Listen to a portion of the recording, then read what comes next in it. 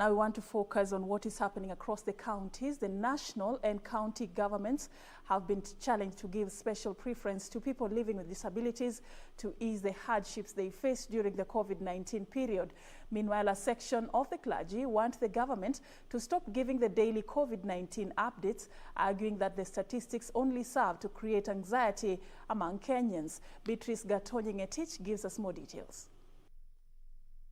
Bondo Anglican Church of Kenya Bishop Professor David Kodia has called for a cessation of daily COVID-19 updates by the Ministry of Health, saying the updates have lost meaning since it has not helped in containing the spread of the virus in the country. He was speaking after chairing the 8th Diocesan Synod meeting at Bondo ACK Church.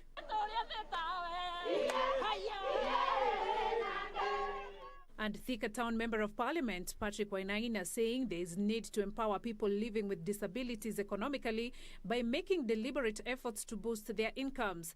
The legislature says the physically challenged are at high risk of containing the coronavirus since many of them have difficulties in washing their hands. He was speaking in Mitero Gatondo North, Kiambu County, where he presented 30 wheelchairs donated by Jungle Foundation to families with physically challenged members. If these people have got a talent in anything, please let us agree to support them. It's good to call them, make them in a group or in a cluster, so that we can be able to give them a special place in our market. In the meantime, Mathioya Member of Parliament Peter Kimari has called on the government to come up with better structures of disbursing money to people living with disabilities. Kimari observed that during the COVID-19 pandemic, they were left out in the government program to cushion them from the effects of COVID-19. Sisi tunasema hiyo pesa ya disability, wale wanazitumia hiyo pesa vibaya, wajua hiyo ni laana. Ni vizuri to ensure that hii pesa inafikia wale inatakiwa kuwafikia ili iweze kujihikimu na hata kuendelesha maisha yao vizuri. Elsewhere, members of Interfaith Council on Worship during COVID-19 pandemic have appealed for government cooperation in anticipation of phase 2 of the reopening of the churches. They petitioned the government to allocate funds to the grassroots committees to facilitate service delivery to the people in view of the raging pandemic.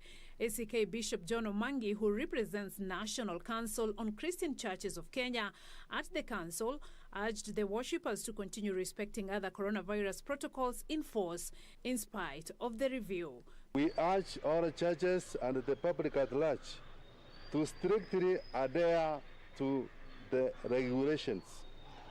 Lastly, we request the national government, the interior government, and the county government to cooperate and make provisions possible to support us to fight this deadly disease or pandemic.